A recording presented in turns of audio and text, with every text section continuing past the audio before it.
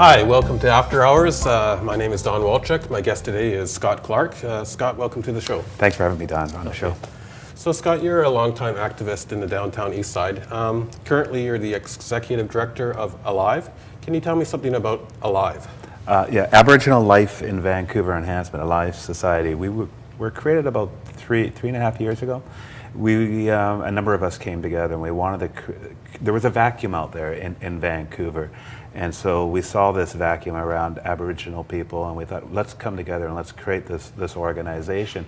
And what makes Alive unique, unlike any other urban Aboriginal organization in Canada, from our understanding, is that we're the only organization really pushing for systemic change on how society views urban Aboriginal people and trying to create our place throughout all communities in Vancouver, not just the downtown east side, but all 24 neighborhoods. Enough of us being clients, enough of us being segregated off into some program or service over here. We're saying, no, those days are over. It's time that we embrace Indigenous urban Aboriginal peoples throughout all sectors of society. And we're not talking about a simulation. We're talking about taking our place and ensuring that our interests are represented. And the broader community are learning about Indigenous issues. So it's really about trying to build bridges and build inclusive communities. So what kind of programs would Alive offer? Well, the beauty about Alive is we don't get into programs ourselves per se, but we partner with other groups to do programs to encourage Aboriginal people to get engaged. So we're not tied, because one of our founding principles is that people don't grow up in programs, they grow up in communities. And so we've got to change that mindset. But we'll work with other organizations to work with them to build programs that build empowerment principles around urban Aboriginal people and also build bridges between the various interests in a community. What got you into activism? Oh my goodness. Oh, that goes way back. I've had several roles, but ultimately when I saw what the Indian Act was doing to Indigenous people when I was fairly young, around our rights as off-reserve Aboriginal people, before I knew it, I just got more and more engaged and pulled into issues. Actually, it was issues around voting rights, because there was a time when we as off-reserve Aboriginal people couldn't vote for our chief and council. Isn't it something like Aboriginals didn't have the right to vote till like 1967 or something like that? Yes, the Indian Act prevented us from voting, and actually a lot of our people, the details on that, it was like the 50s, they changed the Indian Act in the early 1950s, but some of us didn't get to vote until much later on. But what I'm talking about is our rights as off-reserve status Indians. We were not allowed to vote for our chief and council. So the federal government set it up to discriminate against off-reserve Aboriginal people's mobility rights, in this particular case, around voting for chief and council. We took that right to the Supreme Court of Canada and we won and got the amendment through what we call the Corbière decision. That's one very important victory for urban Aboriginal people or off-reserve Aboriginal people. Sorry, what was that called again? The Corbière Supreme Court decision. Yeah. Okay. But what that really is speaking to is our rights, our mobility rights as Indigenous peoples on and off reserve, because what the federal government has done to all Indigenous peoples is they try to limit their responsibility to on-reserve Indians and lands reserved for Indians. And what we see is that, especially today, now with all this stuff going on around Idle No More, Indigenous peoples on and off reserve are standing up and challenging the federal government on how it perpetuates its colonial divisive model on all of us, be us Métis, status, non-status, or Inuit peoples throughout all of Canada.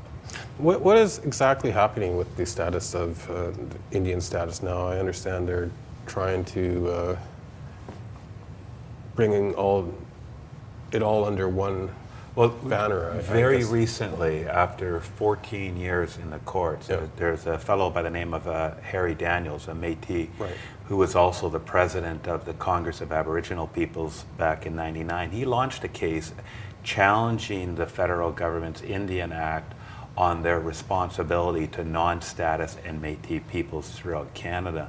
And only last week, we got a decision from the Federal Court of Canada stating that the federal government must honor and recognize all Métis and non-status peoples as Indians under Section 9124, which stipulates that they have a responsibility for Indians now being non-status and Métis, as well as land reserved for Indians.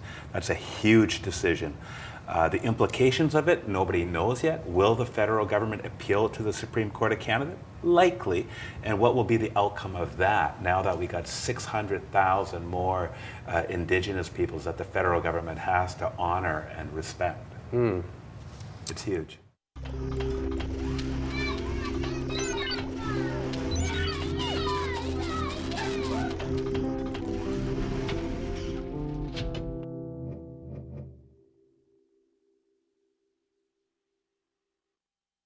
What are some of the challenges facing urban Aboriginals in the downtown east side? Well, the bigger issues around 9124 and how the federal government has offloaded us to the provinces, and now the provinces have offloaded us down to the cities. Right. Well, the city doesn't have a strategy. They don't have an urban Aboriginal strategy. They have dialogues, they have circles, they put out forums. They don't have a strategy. And so here you have the largest number of Aboriginal people in the province of BC living right here in the Lower Mainland, and the largest number living in Vancouver.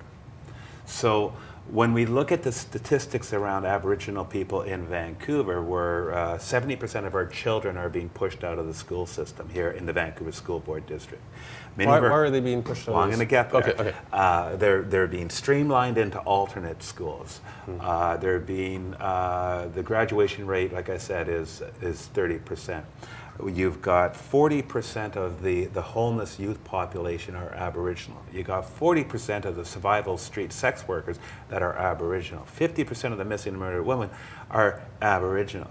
60% of the children in care are Aboriginal, and on and on and on. So the issues in the community are just, if it was anyone else, it would be a crisis.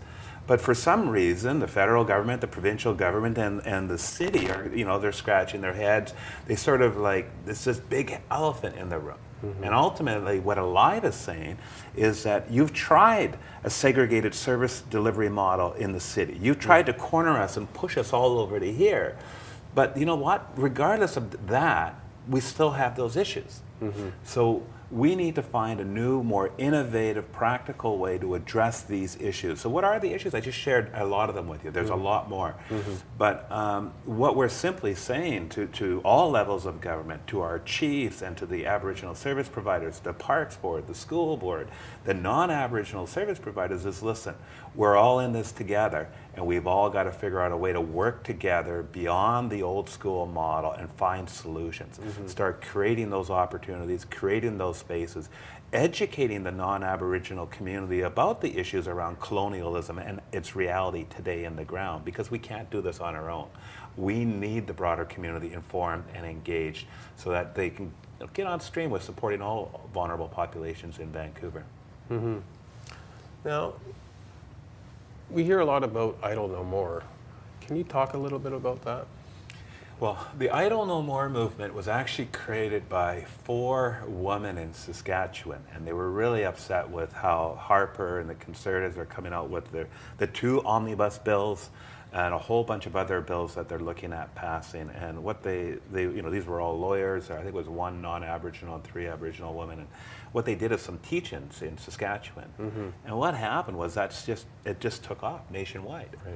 So now you've got particularly the young people and the women that are just organizing and having all these flash mobs and demonstrations, blockades, and all these things saying enough is enough. It's a non-hierarchical thing. It's a movement, and nobody knows where it's going, but it's getting bigger and bigger, and it's getting attention in the United States, Central, South America, Australia, New Zealand, Europe, and it's just broadening out. It's really about the ongoing colonization that's going on in today's times, and time for the Western liberal states to stand up and look at the UN Declaration of Indigenous Rights and implement it. Don't just say you adopt it. it's time to implement it. And people across the world are saying colonialism is a nasty enterprise that's being challenged now. So it's interesting. I don't know where it's going to go, Oh, so but we're organizing with it as well.